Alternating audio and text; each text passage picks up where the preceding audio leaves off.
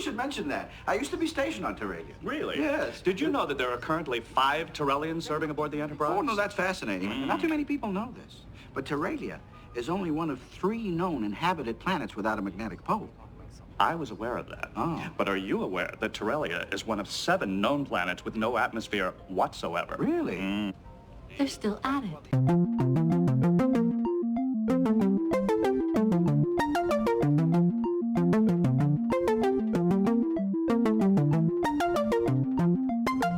Hello, everyone. Welcome back to Fully Functional, a TNG podcast. I'm Maggie, joined by Jeff and Dory. Yo. Jeff and I are veteran Trekkies, and Dory is a rookie Trekkie, and we are taking her on her first journey through Star Trek: The Next Generation. Today we're discussing the Season 6 episode, Starship Mine. And the original air date is March 27th, 1993. And as always, we'll take it to Dory for the recap. You guys, I love this episode.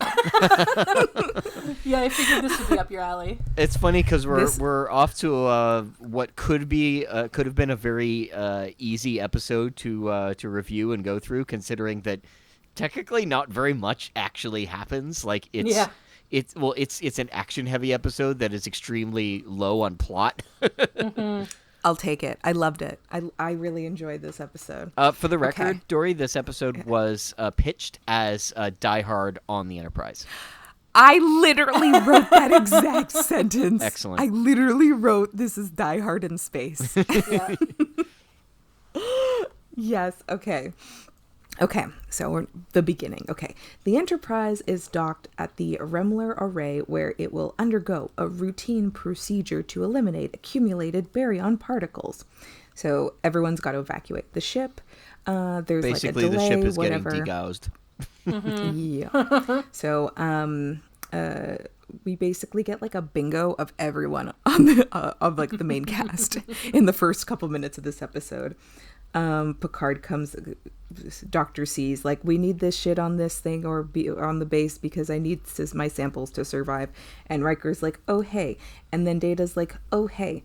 And then they're in the lift. Data goes, I understand that Arcaria has some very interesting weather patterns. And Picard goes, Mr. Data, are you all right? And then Data goes, yes, sir. I'm attempting to fill a silent moment with non-relevant conversation. Picard goes, small talk. And Data goes, yes, sir. I have found that humans use small talk during awkward moments. Therefore, I have written a new subroutine for that purpose. How did I do? And then Picard goes, perhaps it was a little too non-relevant. Yeah, because Data cycled through like a few different like random shit topics. It's not great. Just and that it's the way that Data phrases things is so like it's the most boring way to actually phrase something. Yeah, because it's in the Data way, right? So it's still like with like overly formal and scientific language. Yeah, it's like saying, oh my, the results of the most recent sporting event were most disappointing for our side. Yeah. Okay, CP3O. Yeah. But like when Data mentioned the weather, that's when Picard knew something was up. Yeah. So then Picard says, perhaps it was a little too non-relevant, but if you're really interested in small talk, then you should keep your eye on Commander Hutchison at the reception this afternoon. He's a master. So then Picard exits the turbo lift, and Geordi and Worf immediately start talking to Picard, and it's like, guys, one at a time. Yeah. Okay. So, then I wrote bingo for main cast members. So Geordi says there's like a lot of banyan particles because they like warp so much. He's installing some shit to keep their other shit safe because he thinks the ray will remove the baryon. Oh yeah, I wrote N a few times, but I know that it's an R. Is going to be super strong, could affect their other shit. He needs 20 minutes, blah, blah, blah. Picard tells the computer to disable all command functions in 30 minutes. Incoming message from the station administrator, Mr. Orton.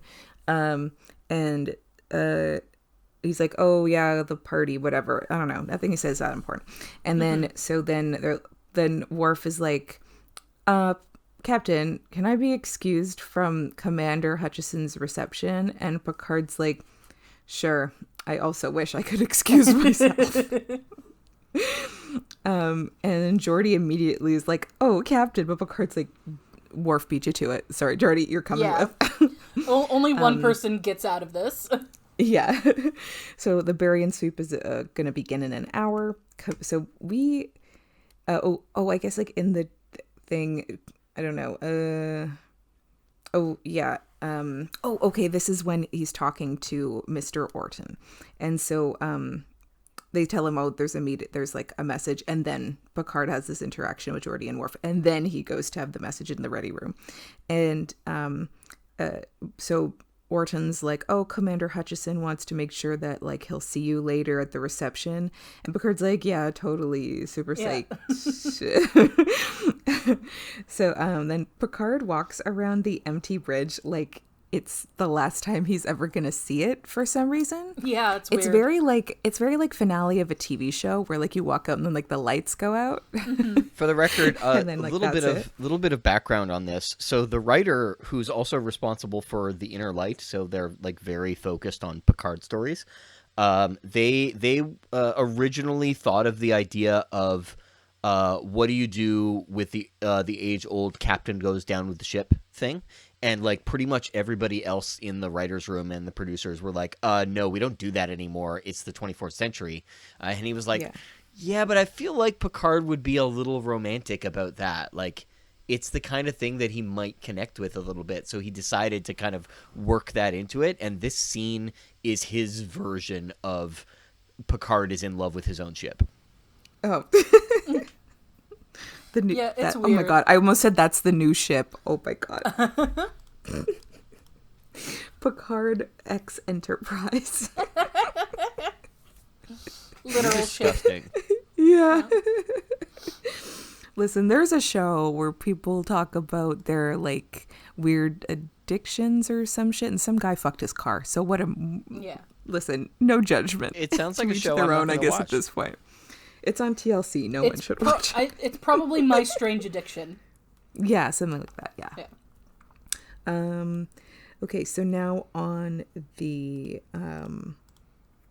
Icaria, they're on this base, whatever. Icaria, I think. Icaria. Yeah. And Picard's like, so he goes over, talks to Dr. C and is like, oh, Beverly, you look great. And then in the background, Data is just like intimidating. This guy's like imitating. We do learn. Yeah, he's imitating the gestures and like mannerisms.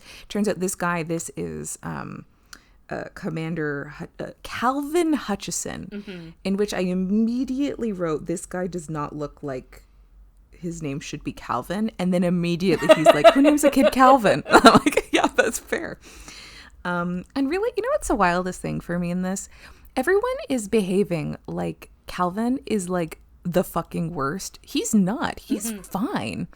He like talks a lot, but there's truly, maybe I'm see too much of myself in him. No, I'm kidding now. Yeah. But I didn't really think he was like that bad. I don't know. I didn't think he was bad at all. I think he was like totally fine. He's being friendly. Yeah. I don't know. I didn't even find him annoying. I definitely found him annoying. Maybe you just like small talk. No, I'm not like a big small talk person, but I don't know. I feel like the way that they reacted to him was completely overblown. Like, was not like. He's kind of with, the like, stereotype of like 90s stereotype of this guy who just won't go away and keeps talking and talking and talking. I made a note somewhere where I was like, this guy's like someone's uncle. Mm-hmm. He's not like my uncles. My uncles aren't like that, but he's like someone's uncle, like the uncle.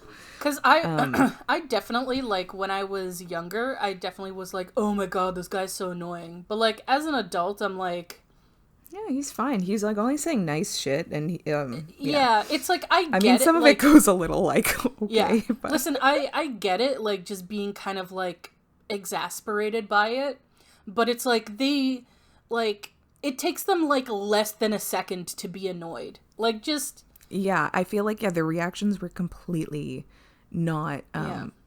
It was just very much over the top for considering this guy's not doing anything. Well, the episode needed to make more room for Die Hard. Yeah. Well, that's okay. Yeah. But see, okay, sorry, I wanted to get it because I think All right, so I think that this is just like a thing of like neurotypicals versus neurodivergent people.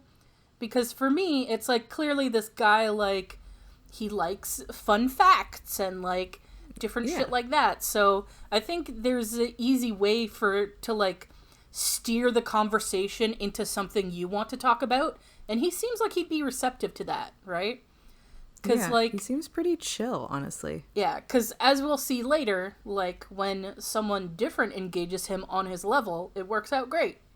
Yeah, he's honestly, he's chill. I liked Calvin. I thought he was gonna end up being the villain at one point. No, I was wrong. Okay, so he then he notices Riker and he's like, that must be Commander Riker, and Riker looks like he's just had a jump scare. So then Calvin goes over to talk to Riker, and then Data is standing directly between them, but farther in the back beside a beam, and just still imitating him. And Calvin's like, he's like, oh, the second I saw you, I knew it must be Riker. Like, his reputation precedes him. He's got flashing blue eyes, square jaw, and quite the ladies' man. That's a wild grouping of things to say to someone that you've never met. Yeah. Yeah, truly. And also to like a coworker or it's true. Those were some choices. And then I just wrote, if the B plot is just Data shadowing Calvin, this is going to be my new favorite episode. Sadly, that is not what happens. Yeah. So Calvin is like, oh, I hear you're a musician. Maybe you should like play. And I was like, me too. Riker, I would also love to hear you, take that bone for a spin, if you will. But then Picard comes in and Riker immediately gets stitched for Picard, and which I'm sure he was like very fine with. Yeah. And so then Data goes over to Dr. C and Riker, and he goes, it is good to see you both again. Beverly, may I call you Beverly? Beverly, have you noticed that the mean temperature here on Caria is slightly higher than normal for humans' comfort levels? I have found that humans prefer a body temperature of 21 degrees Celsius in order to operate most efficient. However, there are several cultures who actually prefer that their body temperature is identical to the temperature of the room in which they are standing. I was dying. And then so Picard he's really good at like pulling off the same mannerisms too. Yeah, it was perfect. I enjoyed it so much. So that Picard like, then Beverly, may I call you Beverly? Beverly, Like... yeah, I love it. So Picard introduces Calvin to Troy and Geordi, and yeah, I just was like, I don't get why everyone's reacting like this. He's like not even rude. He's just like chatty. That's fine. So then Calvin is like, hey guys, do you like birds? Because if the weather wasn't so bad, I would like take you guys to go see birds. And we would take horses. And Picard immediately is like, horses? Yeah. Like he says it out loud. Yeah, he just horses. And he's like, I don't give the shit that the weather's bad. I will fucking go on a horse. And then he's like, how much time do we have until the sweep starts? And like, okay, 20 minutes. He's like, okay, I gotta go get my saddle. And then they're like, what? And Picard goes, a saddle is a very personal thing. And then Geordi goes, you keep a saddle on board the Enterprise? And then Picard goes, oh, yes.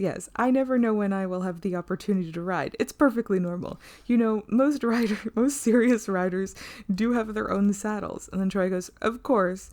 And then Picard goes, well, if you excuse me. And then he almost walks into a wall. Yeah. I feel like people are like acting like this is some super weird thing when it's not weird like at all. It's not. I just think at first in this bit, I thought Picard was making this up just to get out of the room. Yeah. I didn't realize I knew that he liked horses. I remember that, but I did not realize he legit had his own saddle. I thought he was just like using this as an excuse to like get out of there. Yeah. Until we see him with his fucking saddle. Yeah. Also, probably one of my favorite Picard outfits of all time. Yes, it's very good. I loved this outfit. Okay, let's paint the picture. He's wearing black riding boots. So they're like up to the knee, basically. Then he's wearing gray velvet pants, but they're basically tights. They're basically leggings. Yeah. They're like kind of shiny velvet too. Oh yeah, it's like crushed velvet or some shit. Yeah. I don't know. Like it's great. And then he's wearing one of his like favorite, his deep V wrap tops. This one is in green. Great color for him. Yeah. And then on top, he's wearing a red suede jacket. I love it. And it's like silky and blousy I too. love this outfit so much. I literally put in my notes. I'm like, this is like fancy Han Solo. Yeah. Is this making your favorite outfit of the season? This might be my favorite outfit of the season. This is definitely, I think, my favorite Picard episode ever. I can't think of any other outfits that super stand out in this exact moment off the top of my head, but this like truly is up there. I loved this outfit so fucking much. Okay, so Picard is like walking down the hallway with his huge ass saddle, and he notices that someone left an ODN junction box open. He goes over and there's some like guy standing there who's like, "What are you doing?" And Picard's like, "Oh, someone left this box open." "Oh, okay, whatever. Okay, well, bye." And then the guy goes like after Picard, but Picard just like throws his saddle at him. And he like allows like Picard to kind of get the drop, and they're like kind of fighting. Picard takes the guy like right out. And just like after this guy is out, then like auto shutdown sequence is in progress. So primary power will be offline in 1 minute. So then we see there's like a bunch of other people on the Enterprise, and this is when I was like, watch, Calvin is the bad guy. No one expects this. I was wrong. Calvin has nothing to do with any of this. So then Picard, he finds more randos being fucking weird, and this is like some kind of high-key plan. So he runs quickly, gets to the transporter bay, and he gets there like right in time for him to get on the platform and the power to go out.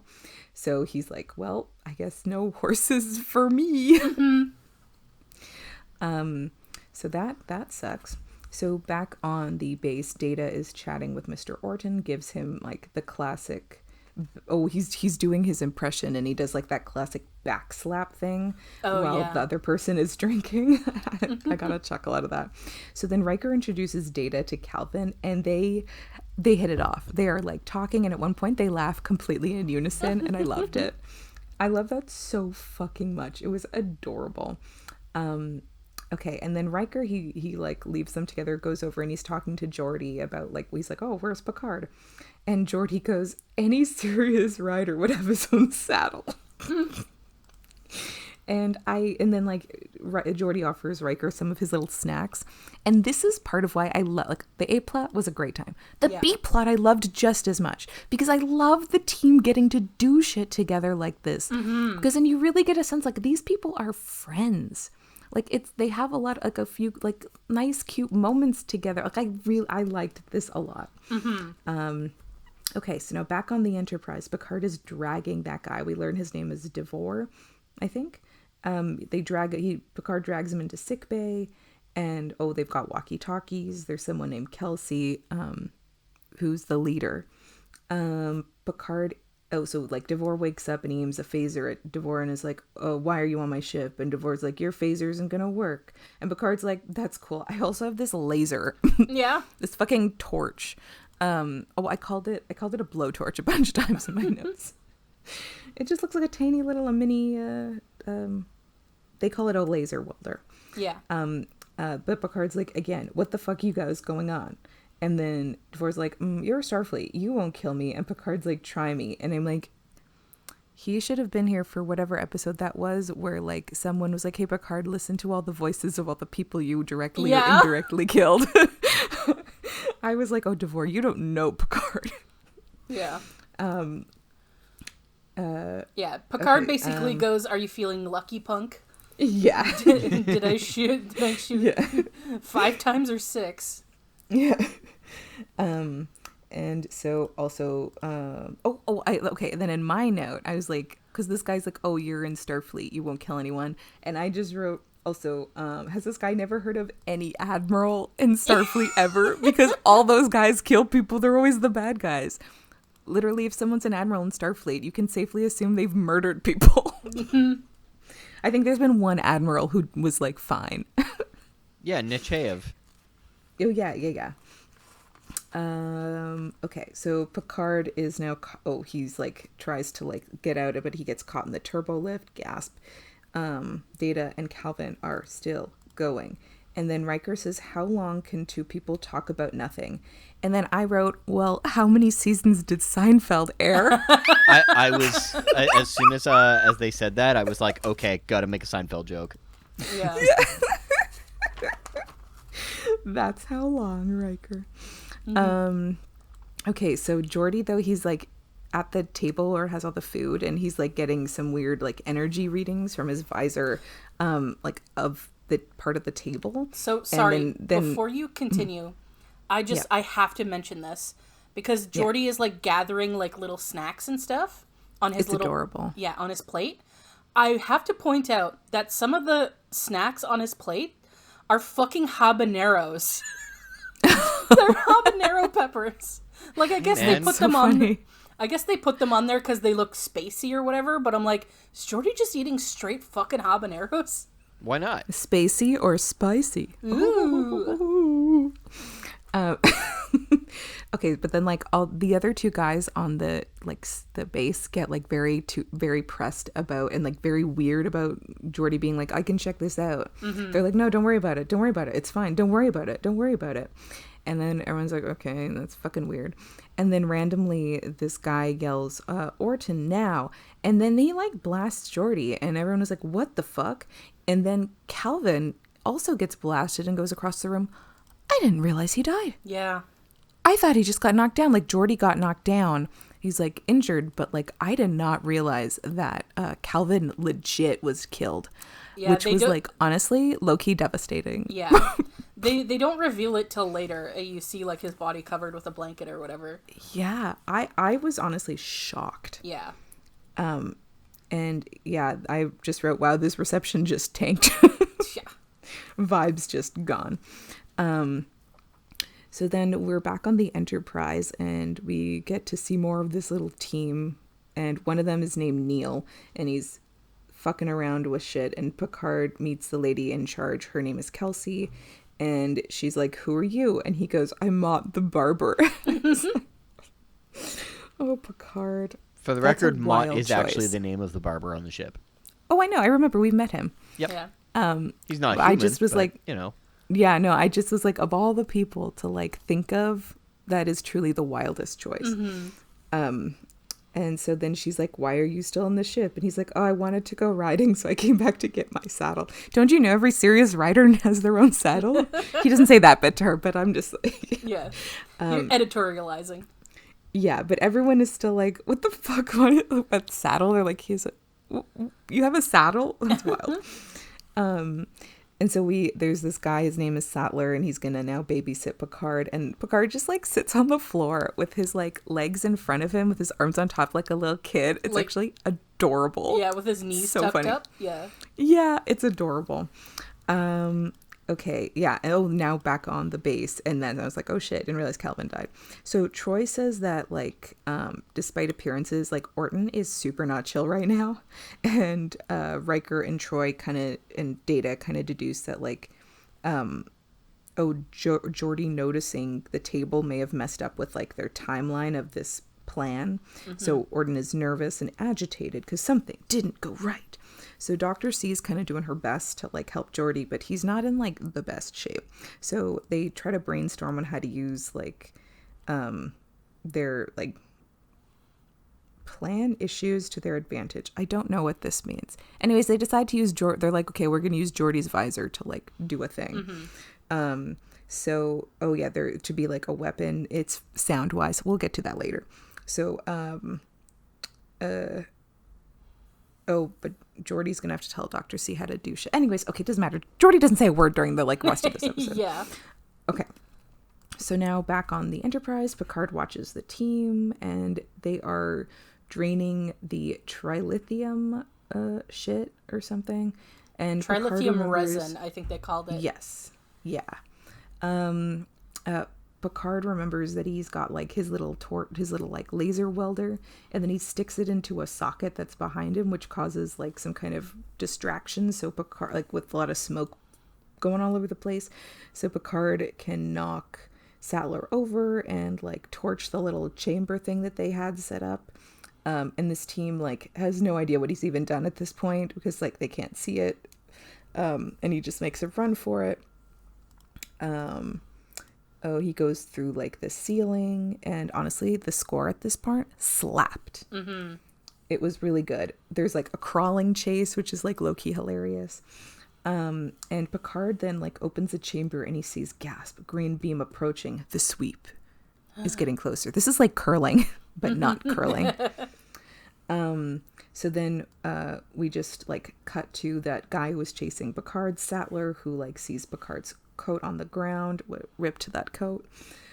And he's like, what? Okay. And then he moves the coat and we realize, oh, Picard went down, but then there's not but like, here comes the green light. The sweep is here. Sattler can't do anything. Mm-hmm. Rip. And Picard totally set him up to die. Like... Yeah. Yep. And then, I just wrote rip to that nice jacket. Although, to be fair, I think that guy did have plenty of time to, like, at least try to make a run for it. Yeah. I mean, it would have taken a while for him either to, like, turn back, like, turn around or back up. So I think he probably was a goner one way or another. Okay, so now we cut to Picard walking down the hall. And this is where I was like, Picard looking like a fancier Han Solo. And then we hear screaming, and I was like, ooh, that is a bummer. That guy died. Okay, so we learned that 10 forward is the last place that the sweep will reach. And so Kelsey, who, before I knew her name, because they had said, like, names, but I didn't know who was who. So I just referred to as this lady with the 1900s Gibson girl haircut. She wants to take the trilithium with them. Neil is like, no way, that's a terrible idea. It's super volatile, blah, blah, blah. And then one of the other guys finds Picard's communicator badge and is like, I don't think he's a barber. In which do only officers have the little badge? As far as like, I know, yeah. Okay. Because I don't know, in my head I kind of assumed everyone had a little badge, but I guess not. No, because they're Starfleet issue specifically. Okay. Okay, so then Picard goes into quarter. I immediately knew whose quarters those were because of that statue. I was like, of course, I guess if you do need to get a weapon, like your hands on a weapon immediately, you do go to Worf's quarters. Yep. And so he gets like basically a crossbow. Picard hears over the walkie-talkie that he took that like, oh, Kelsey's gonna move the trilithium. And, but it's like a bad idea. So he has to say something. And she's like, you better not stop interfering with us or you like will set off an explosion. Picard's like, oh, I'd rather fucking explode than let you guys, the terrorists, get the trilithium resin. And she's like, lol, we're not terrorists. And okay, so then we learn trilithium resin is a highly toxic waste product produced by their engines. It's the only possible use.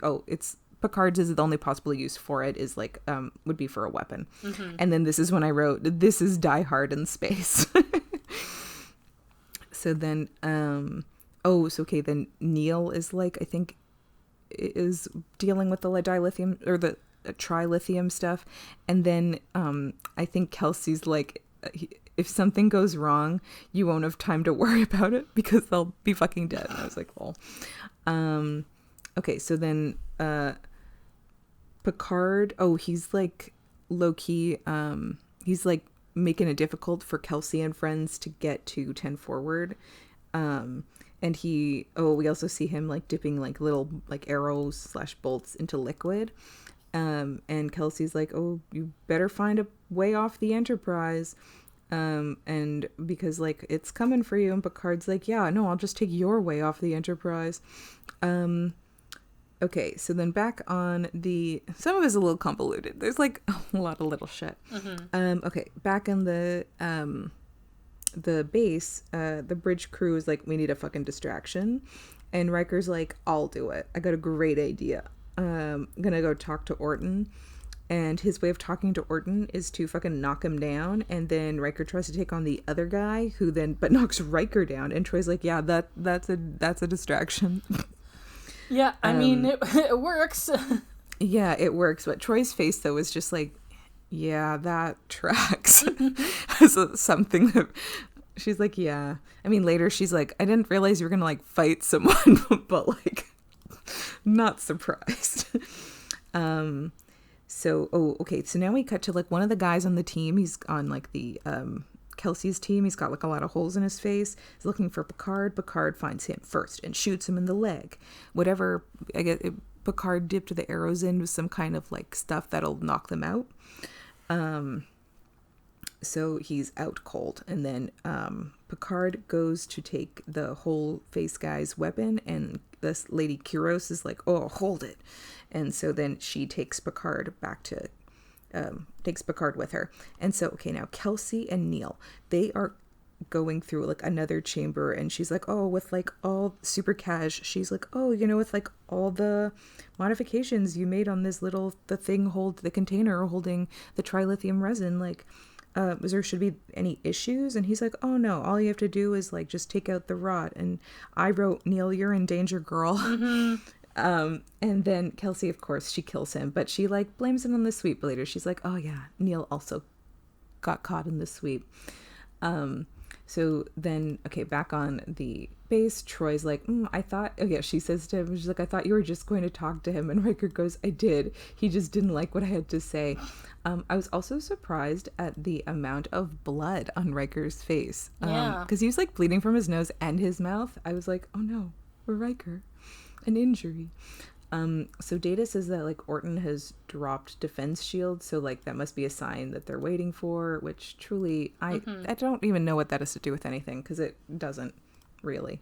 Okay, so Riker tells Data that he is the only one who will not be affected by they're making some kind of hypersonic burst that will like is a noise that will knock out everyone except for Data. So he's like, you gotta do all the shit. And you got to get to the panel, stop everything. You can do it. So Dr. C's like, we're fucking doing it. And the sound knocks out everyone but Data. Picard then, he meets Kelsey and he reveals who he is, gasp. And he's like, it's fine, listen, just like leave the trilithium resin and take me as your hostage. And Kelsey's like, no, I'm not like a terrorist. And she doesn't have a political agenda. She just wants to make some money. She's literally, and I can't remember what movie or something. This is like the same thing that happened in something else, which I mean, classic. In Die Hard, where... Oh, is it in Die Hard? I've seen Die Hard once. Oh, okay. In Die Hard, they pretend to be terrorists, but they're actually just there to rob the vault that's in the building. Oh, okay. Yeah. I remember, honestly, very little about Die Hard. I saw it once, I want to say 15 years ago, and never saw it again. We should watch it again. Okay. So then she's like, okay, Picard, you open the door to 10 forward. So they go in, and very obviously there is a black line of tape and blue line of tape on the floor. Like incredibly not subtle. Like, yeah. Like and they show like his feet, like Picard stepping over it. But then Kuros is like walking behind him, and she steps on the blue tape, which sets off like a small explosion, which we like earlier on saw Picard experimenting with shit. This is all very Home Alone in a way. Yeah. Okay, the explosion knocks Kuros and Kelsey down. The trilithium container rolls away, and Picard almost gets the upper hand. He gets into like a full fist fight with Kelsey. They're like rolling around on the ground. And then, oh no, the sweep is coming. It's coming, and she knocks Picard down, and she has the laser welder and the trilithium, and she gets transported off the ship. And now is when my recap's about to get real fucking messy, because there was only a few minutes left of the episode, so I thought there wasn't going to be much to write down. So I started in the margins, but I fucked up, and I did it part in the like side margins, and then there wasn't enough space, so I went to the top of the page, but there still wasn't enough space, so I had to go to the page previous to then like do the top. Yeah, so bear with me. You're gonna hear some paper. Okay, so Picard calls to the Akiria base, and he's like, turn off the fucking sweep. He says this like 3 times because it is like, it's right there. And fortunately, like just in time, sweep stops. Picard is fine. And so then Data's like, oh, hey, Captain, a scout ship just like beamed someone off the Enterprise. Do you know anything about that?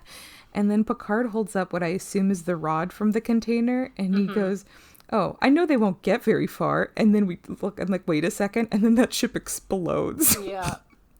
Because that rod was like stabilizing the trilithium. Yeah. Okay, so now Enterprise, we're back. We're in sickbay. Dr. C is looking over Picard's injuries. It's very cute. Troy and Riker, they're like, oh, we can't find it. And then Worf comes in and he fucking found it's the saddle. They were looking for the saddle. Someone put it in like a maintenance closet or some shit. And then Worf goes, Captain, you keep a saddle on board? And then Riker goes, Mr. Worf, I'm surprised at you. And then Dr. C goes, anyone who's an experienced rider naturally has his own saddle. And then Troy goes, it's perfectly normal. And then Picard goes, actually, it came in handy. I only wish I had the opportunity to use it on a horse. And then Worf goes, of course. And the episode ends. Yep. I loved this episode. And honestly, could not have asked for a better ending. Horse, of course. That is the dumbest and incredible way to end an episode. Yeah. And I just, listen, this episode had Picard in a great outfit. It had Picard, fighting and getting to set traps and shit. And it had the team, coming up with a plan together. Like everyone was doing shit.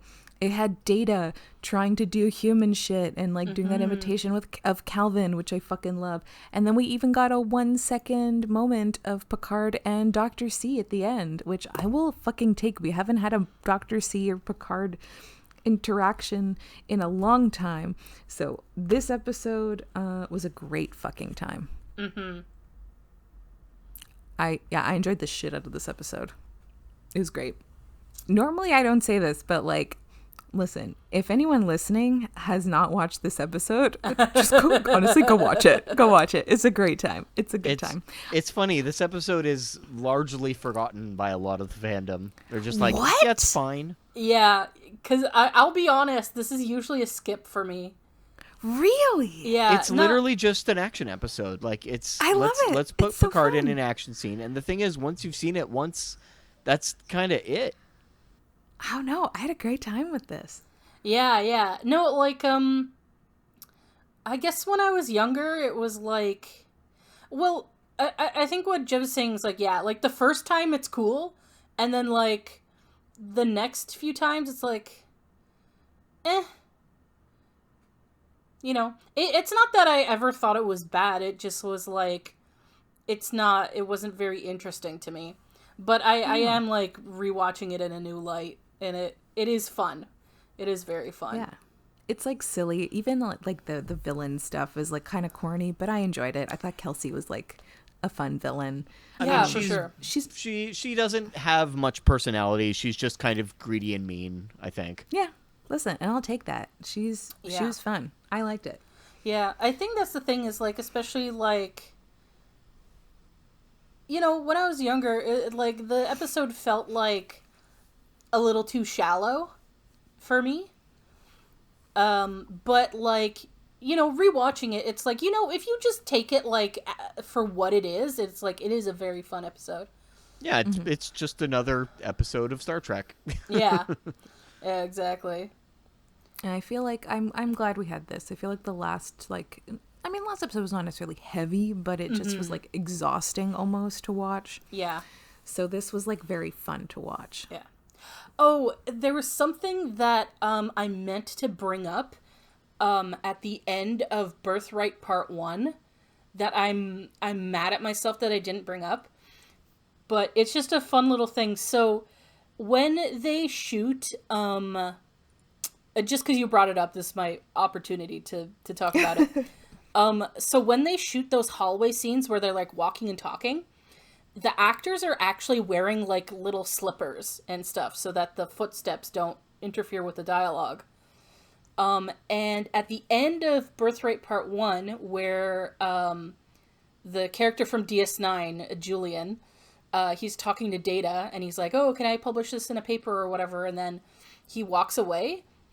They accidentally get his feet in the frame, and you can see the little booties that that he's wearing.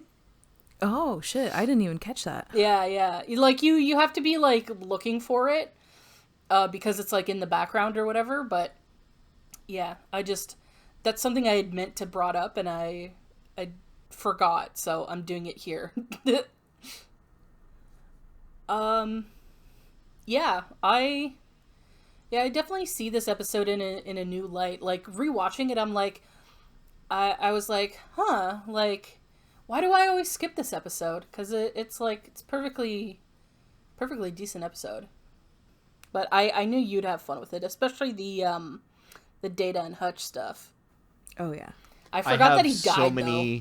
I have so many screenshots from that moment that I've used for separate things over the years of just Data making faces. Yeah, It's so great. good. Like everyone was like super fun in this. Mm-hmm. Yeah, just I love when Data tries to do like human shit. Is it never quite good? Like honestly, like Brett Spiner is like so talented. Yes, He really is. He's so fucking good. Like I think I don't know how much credit he got at the time, but like I really hope he got a lot of credit at the time for He like definitely did. how good Yeah. he is.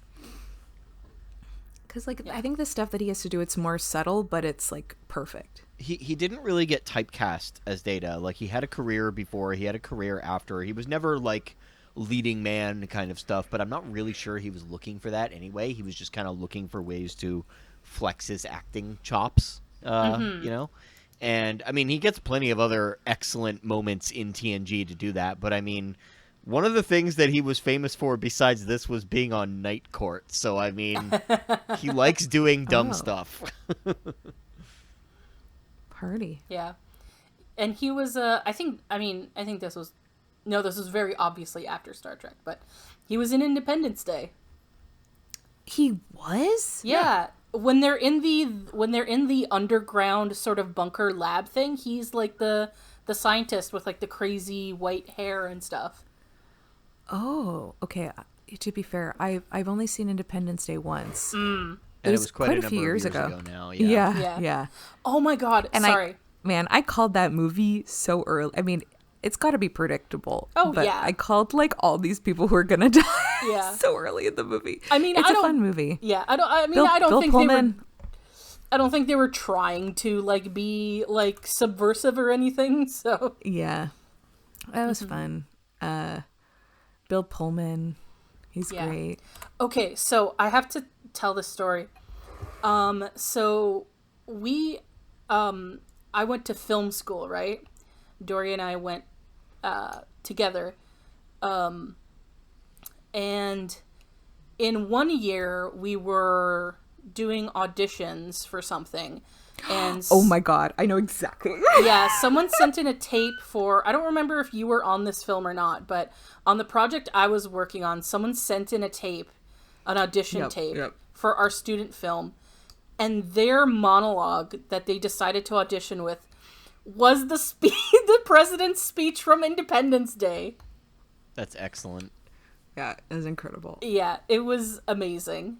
We didn't hire that guy, but it was pretty funny.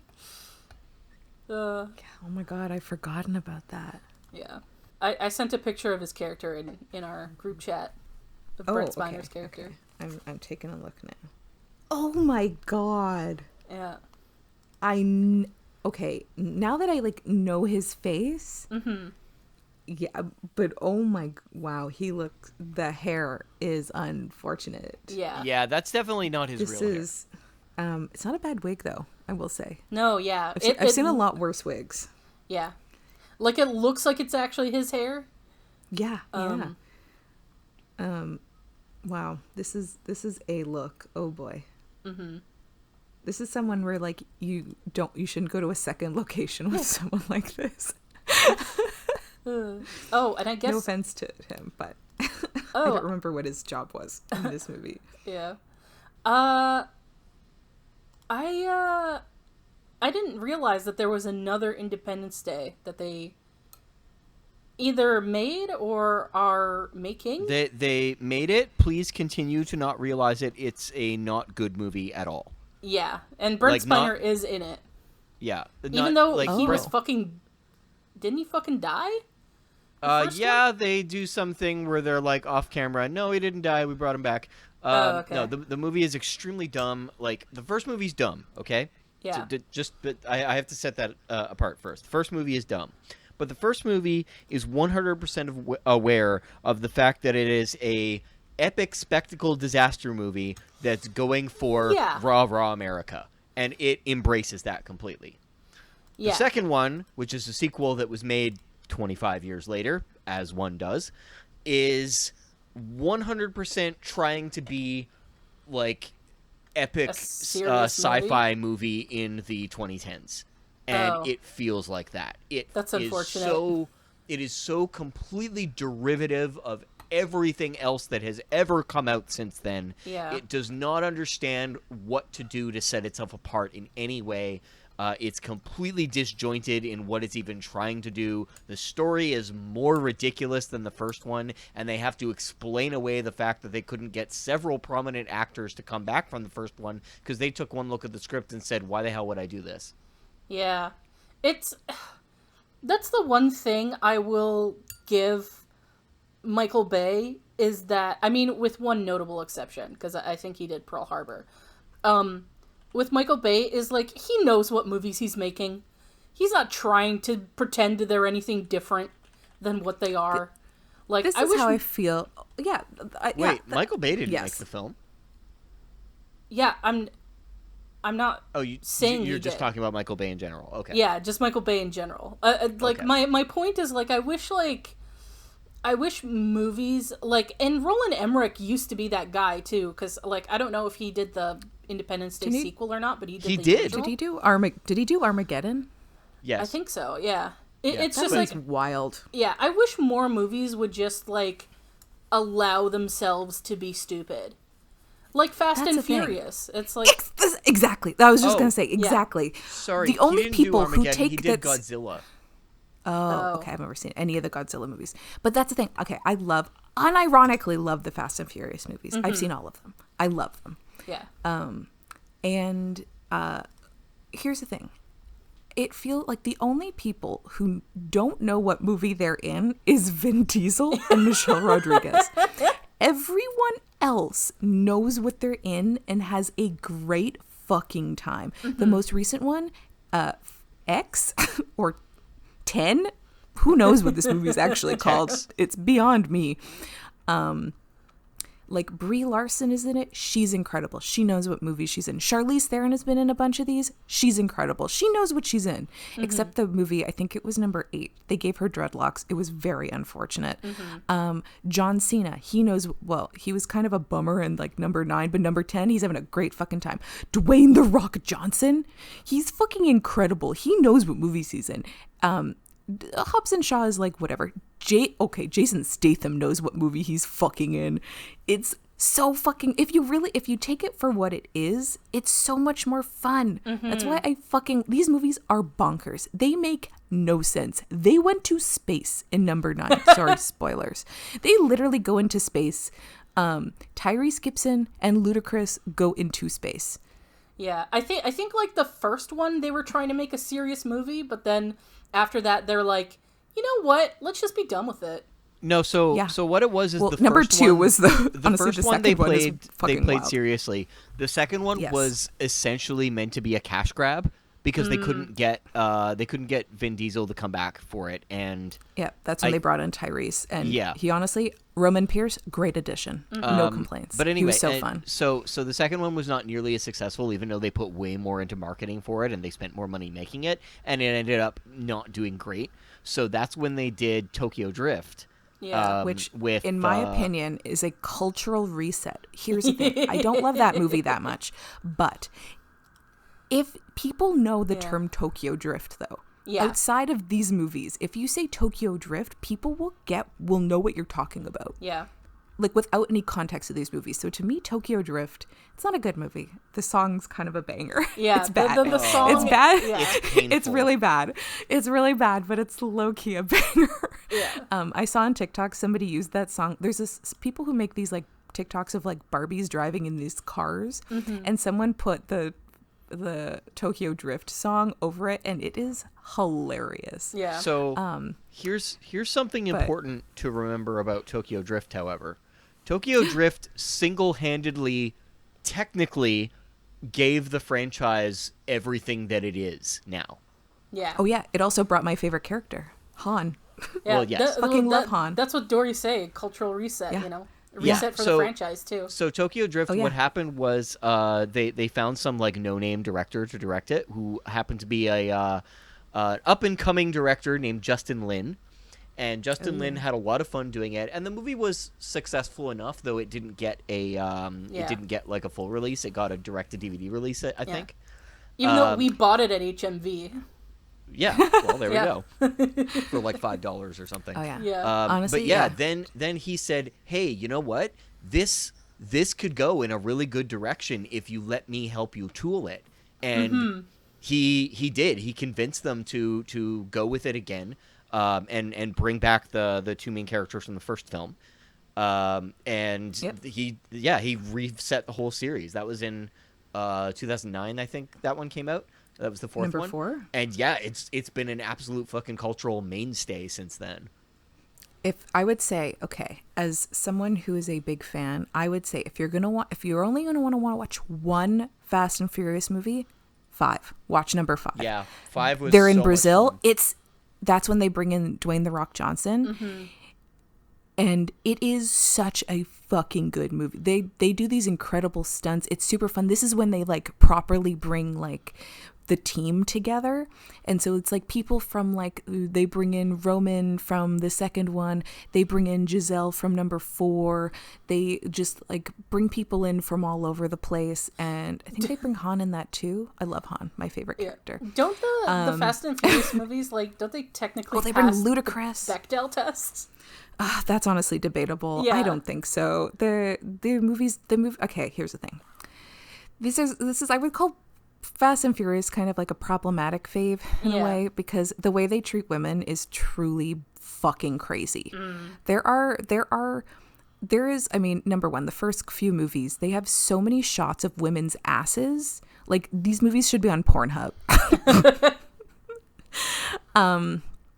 But like, but also the way they treat like their female characters is really shitty. Like, there's something that happens in, I think it's number 8. Like number 8 is the worst movie. Don't watch number 8. It's worse than Tokyo Drift. Tokyo Drift is at least can be like pretty lols. There's a guy who looks like he's 40 who's supposed to be like 16 years old. Like, okay. Yeah, Tokyo Drift is fun. It's fun though. Tokyo Drift is really fun. But number 8 is fucking terrible. The Fate of the Furious. Also, at some point, someone's got to talk about the names of these movies. Yeah. They are unhinged. They are unhinged They're not, names they're of just movies. Fun. They're but it's Okay, we've impossible got the to Fast keep and the- track of like yeah, what's. they keep pulling them out of their ass the farther yeah. we go in. Okay, Yeah. we got the Fast and the Furious. We got Too Fast, Too Furious. We got Fast and Furious presents Tokyo Drift. I think number 4 is just called like, It's called Fast called and just- Furious. yeah, and then number 5 is just Fast 5. Number 6 I think is just It's was Fast it, and the Furious hold on. 6.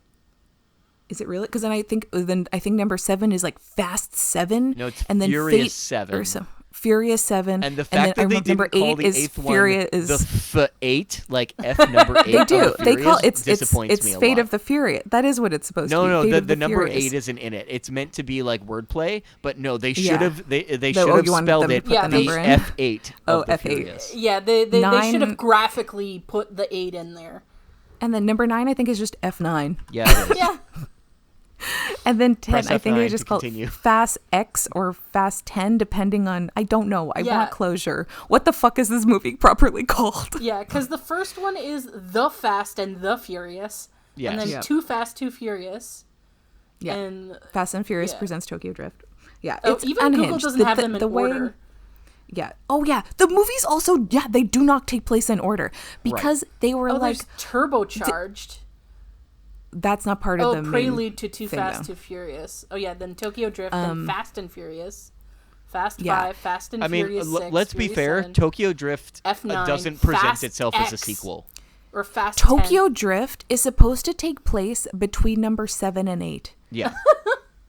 They fucked up the timeline because they were like, well, okay, so spoilers. Han, who's my favorite, he dies in he quote unquote dies. No one dies except for the women. They die for real. Well, sort of. Okay, spoiler for number 10. No, I don't want to say spoiler because this was a big spoiler. No, I won't say it. But they love to kill the women, and they killed.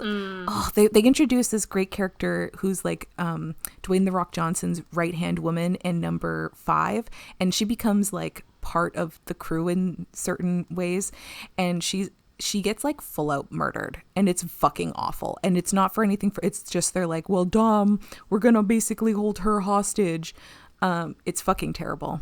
It's really awful because she was like, yeah, she was basically just like a tool. She wasn't treated as a person. Which I know I can't be asking that much for these movies, but listen, anyways. So Han, he dies in a terrible fiery car. He quote unquote dies in a terrible fiery car crash in Tokyo Drift. But they were like, we want him to be part of the crew, and so they bring the crew together in number 5, and so they have the crew for 5, 6, and 7. But then they realized, wait, well, Han dies in Tokyo Drift, and then so in like one of the later movies, I think in number 6, they're like.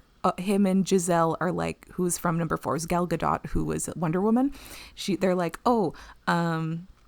maybe we should go to Tokyo after this. And he's like, yeah, maybe Tokyo. And then I'm like, no, because you're going to fucking die in Tokyo. But don't worry, he didn't die because Jason Statham, who was supposed to be the one who killed him, we find out later, didn't really kill him. It was a plan set up by Vin Diesel or Dom so they could like bring him back, because he shows up in, I think, was it number 9 or number 10? I screamed. I was so happy because like I thought he was dead for real, but then they're like, guess what? Not Good dead. for him.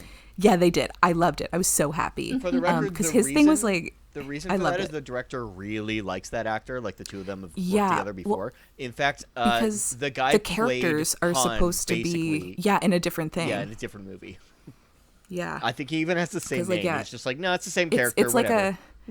it's like a spiritual sibling to the Fast and Furious movies of like a Justin Lin's other project that he included the actor who played Han. Yeah, it's truly wild, man. I could truly talk about this for fucking hours. This is. This is like, you know, everyone has like those like couple topics that you can just like go on about. This is one of mine. Yeah, I can keep fucking going. Guys, it's like they drive a car through 2 fucking buildings in number 7. Yeah. It is unhinged, and everyone lives through that. Is Fast and Sort Furious of. Okay, is one of the movies where they like have to like drag a bank vault through a city? Yeah, that's Fast 5. That's Fast 5. That one's hilarious. It's incredible. It is such a fucking good movie. Yeah. Like, forget about the fact that it's Fast Furious. It's such a good action movie. Yeah, It's not so just the fucking dragging good. the bank vault that does it for me. It's the fact that at one point they the want to get rid of destruction. one of the cars that's tailing them, like a cop car, and so they quite literally do a spin with their car, whip the bank vault around, and slam it into one of their pursuers to throw them off the highway. Yeah. It is Because I always absolutely get that mixed fantastic. up. There was like another sort of action movie, heist movie thing that came out like near that same time. And like, it was called like The Bank Job or Inside Job or something like that. Something Job. I feel like didn't the Italian Job? The they Italian had- Job, that's what it was. Italian Job. They Because they're in like Venice, and that's I think like the first scene in the Italian Job where they drop the Where they have all the Mini vault Coopers? from the ground. Yeah. Yeah. They drop the bank from underground from like the water. It falls into the canal in Venice, and then they bring it out. Yeah. Yeah, it's Italian Job. Yeah, it's Where Italian Edward Job. Norton has a mustache. Yeah. I hate it. I remember liking But I that hate movie, Mark. though. It was good, but I hate Mark Wahlberg. So Fair enough. Charlize is also in this movie. Charlize is great. Yeah, because one of the few things I remember about that movie was just like that the product placement for Mini Coopers was so strong in that movie. Like, it was in all the fucking trailers and everything. Like, they were pushing Mini Coopers hard. Oh with yeah, that or like movie. Wonderland, the amusement park that like it's like a big amusement park near where like in the Greater Toronto area had, like, back when Paramount was like its Oh yeah, whereas partner or Paramount whatever. Wonderland. Yeah, it was and they had an Italian job ride where it literally was there was a roller coaster where you sat in Mini Coopers. That's hilarious. Yeah, it was actually a very fun ride. But I don't know what it is now because they changed the name of everything that was like specific to like Paramount movies named into something else. So like there was a ride called Top Gun. I do not know what it's called now, but like, yeah, it's really funny. They had to change fucking everything where they like, they broke off with Paramount. So that's hilarious. Although I do think they still have, there's like Scooby-Doo's Haunted Mansion because it's like Hanna-Barbera, because they have Hanna-Barbera Land at Wonderland. Interesting. I haven't been in like a many years, so I don't know what actually is going on there anymore, but when I was a kid, I loved that place. Oh, I think it's called Backlot Stunt Coaster now. That's an awful name. Yeah, I just looked up the list of the rides at Wonderland. It's called Canada's Wonderland now. Oh, Flight Deck, I think, was probably Top Gun. Probably. Like, that's my best guess. That sounds vaguely familiar. Like, I've been to Wonderland since they Was Top Gun a roller like Paramount. coaster? Yeah. It was like near the front of the park. It was like the one where you kind of sit down and your legs hang out at the bottom. It was Yeah, considered that's their exactly. big one for quite a while. Like their main Yeah, attraction. it was it was a really good Yeah, one. it's not very long, I've been there but since. it is quite intense. It's really, that was like one of my favorite ones. Okay, this is so weird. You know the bumper cars? Theirs Yeah. is called the Krakenwagen. The what? The Krakenwagen, or Krakenwagen. I hate it. Oh, Crackenwagen. Why? wild. Why can't it just be bumper cars? because I wonder if bumper cars is trademark. It's not. Maybe. No, it's They just like have words. Leviathan now. I think that's their big coaster. It is, yeah. Leviathan and Behemoth. Mm-hmm. Those are like the two really big ones. I think I've been on both. I don't remember which one is which. Yeah. Oh, they I'm have pretty sure I've been on both. Riptide, the one that like goes in the water or whatever.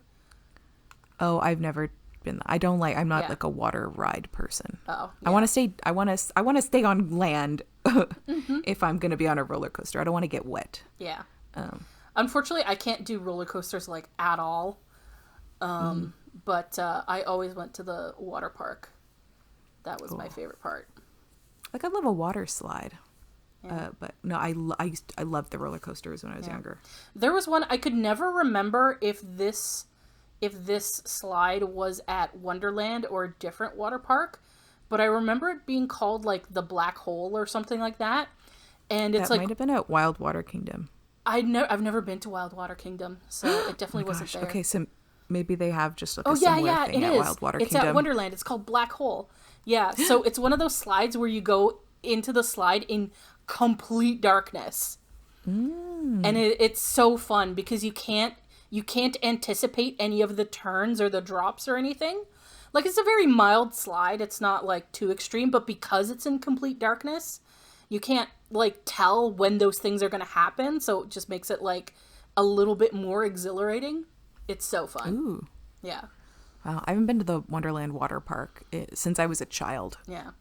I can't do the stairs anymore, which sucks, but yeah, that was my favorite slide. Like there would be occasions where I would just go on that slide over and over again, like pretty much exclusively. Nice. Yeah. Man. Anyway, that was Water park would be fun. Yeah. I think That was we're Fast and Furious corner. I think we're pretty far off topic now. Yeah. Yeah. Oh yeah. Yeah.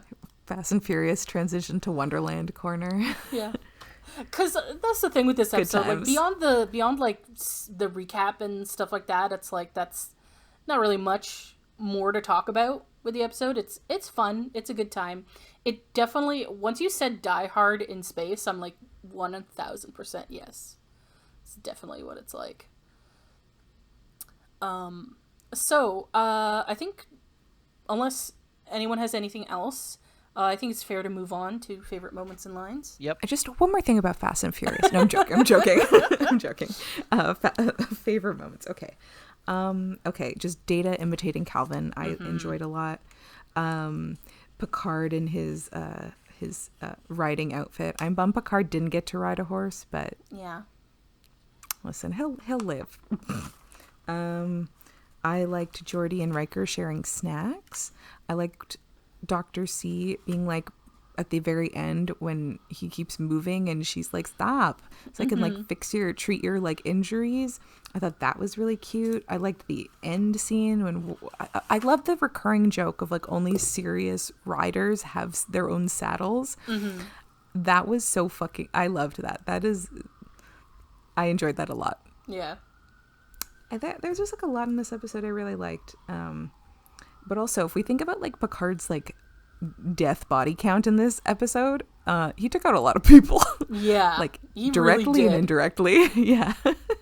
So, think again, Devar. A bunch of people died in this. Yeah.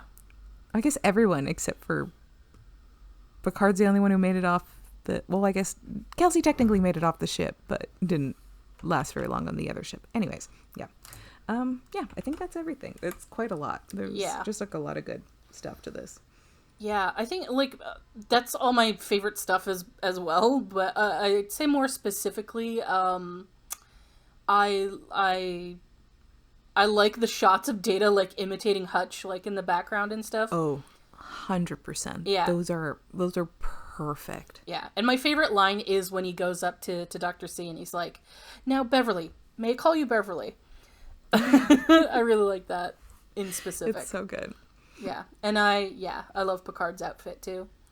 The coat is nice. The coat is nice, but I do like it better without the coat. I like being able to see that like silky sort of flowy fabric. I think it does it's just pretty, and it also does wonders for Patrick Stewart. I think he looks great with the jacket, without the jacket. The green was a great color on him. Yeah. That outfit is just A++. Yeah. Data's facial expressions. Yeah. All of them. Every one of them. So good. All right, so that brings us to predictions for the next episode. So the next episode it's another Picard episode, actually. Ooh. And it's called Lessons. And I'm going to be pretty vague in this one. We have a little romance plot. But it's not with who you'd want it to be. No, it's never going to be with who I want it to be. No. So it's a romance plot with a character we've never seen before. Okay. I'm trying not to be disappointed. Yeah. Oh, God. On behalf of Beverly, may I call her Beverly?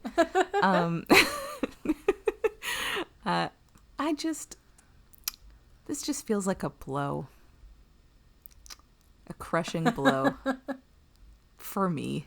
Okay. All right. Okay. So he has a new romance.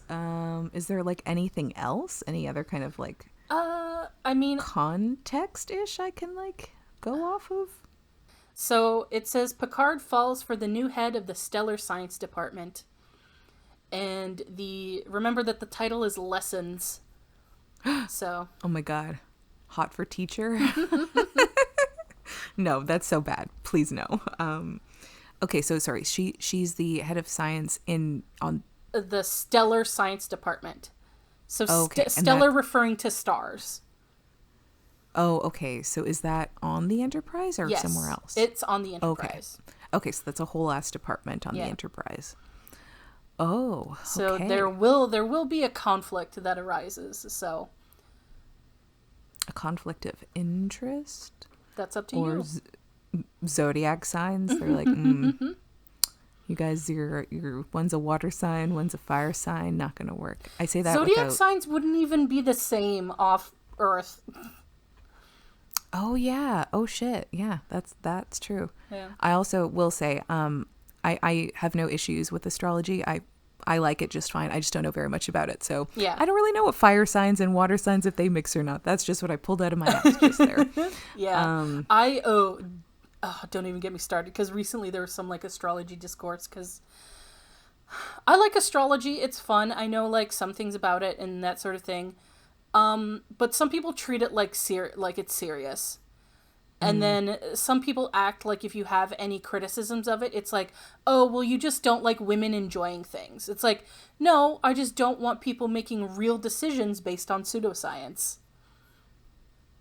Like, have fun with it and like do your little quizzes or whatever, but like maybe don't, decide. Should make decisions when mercury is in microwave. Yeah, exactly. When Mercury's in Gatorade. Yeah. Yeah. Yeah, like Mercury in retro, like that's not a real thing. Like, I'm sorry. Like, it's just not. Wow. Anyway, Shots fired. Yeah, sorry. That's my hot astrology take. Okay, listen, I'm a Scorpio, and the only thing I know about us is that we're monsters. Yeah, yeah. We're the fucking worst. Yeah, Scorpios are definitely like we're like a bitches. Yeah, they have a bad reputation. Oh, like, 100%. When I was a kid and I played The Sims, like the original, like first generation The Sims, you could, when you would make a character, you'd pick their sign. Yeah. And I noticed that Aquariuses always got the most nice points and Scorpios always got the lowest amount of nice points. Yeah. So when I was a kid, I was like, are Scorpios just mean? Yeah. And I also find it funny if people don't know me, like they don't know when my birthday is and they try to guess my sign, they never guess it. Yeah. Yeah, on surface level, totally I don't seem like I'd be a Scorpio. Yeah. I'm a Gemini and we don't have as bad a rep as Scorpios, but like people definitely kind of look down on Geminis a little bit because it's like, oh, you're two-faced. Like, nah, dude, it just doesn't actually mean anything. And also, it's been proven that, like, technically our star signs are, like, they shift because the stars shift. Like, there's actually, like, the zodiac signs, like, aren't even in the same alignment they were anymore. So, like, signs are actually, like, shifted now. But people still use the old ones because it's like, we just like that better. Yeah, it's funny. It reminded me, this is like a totally random fun fact. In the vein of Calvin Hutchinson, may his memory be a blessing. The Olsen twins are Geminis, which is funny because that's the twin one. Yeah. Yeah, the Olsen twins. Yeah, they're Geminis. Actually, I had a friend of mine whose mom is like, believes in this stuff like a touch too much, but she's like, she's fine. She was talking to her and she said like, oh, like my friend Maggie is a Gemini. And she's like, not Maggie. Like, no. It's fine. Oh, that's so funny. Yeah. Okay, all right, prediction. I'm sorry. To think of something. That was Astrology Corner. Yeah. Okay. It's funny. I wonder how much of this episode is actually about the episode and how much is about other shit. What the difference in time is. Yeah, I think it's firmly about other shit. Yeah. Okay, my prediction. Okay. So she's new head of science of the stars. Okay, well she's department head, so I assume Picard's gonna like it's maybe okay, he like invites her for dinner because she's new and like a department head and he's got to get to know her. And then maybe she teaches him some stuff because maybe he's like, well, because I don't know what the fuck Picard knows or doesn't know. At this point, truly, you could tell me Picard knows everything about sharks and I'd be like, okay, hey. Okay, at this point, truly, I couldn't, anything goes at this point. So maybe she like teaches him and she like shows him in a telescope and it's like a cute moment. Okay, but conflict. Okay. Maybe they're just too different and they want different things out of life. No. Okay. Oh God, this is hard. Yeah. So what issues do you think would come up for him being involved with like one of the department heads on the ship? Well, he's the captain, so even though I'm like hardcore Beverly, like Dr. C Picard, there is still like, you know, I mean, they do know each other from before he was a captain, so like dynamic is a bit different. But this is dynamic is gonna be wonky. I'm just concerned to see how old this person is. I just hope it's not a young person. All right. I'm worried. Yeah. Do you think it's going to be someone young, middle-aged, or like closer to Patrick Stewart's age? I would hope it's like this person is closer to Patrick Stewart's age, because they're like, I would think there'd be someone a little older just because of the seniority, but then like Geordi is the head of engineering, and Geordi's got to be in his 30s or something. So I would hope it's like similar age. That would be more fun, because I feel like someone his age would like have a better like dynamic than someone young, because I feel like someone young would be a little bit too more like moony about him. I mean, like same, but like yeah, it doesn't feel right. Or I mean, here's the thing, I could also go super far out in like the opposite way, where like maybe she took this job for other reasons and for a bigger plan, and yeah, you know what, let's go with malicious reasons. Let's assume the worst. Let's do it. Let's assume the worst. So okay, yeah, she's like trying to like, maybe she's looking, okay, oh, she's got another assignment. She's like low key, oh my god, double agent, and she's got to find this like certain star thing. So like she knows all about stars, but that's why she was recruited to like this other thing, so they would get there's something in like valuable in this other star thing, and they have to go get it. And she's like, oh, Picard, we should like, this will be super educational and super cool, we got to go over there. And he's like, okay, because he's like into her. Oh man, this turned real fast. It turned to be like, is it right to like, you know, it's a little questionable to date your boss, into like, she has a secret plan. She's yeah. Guys, I know what it is. She's a Cylon.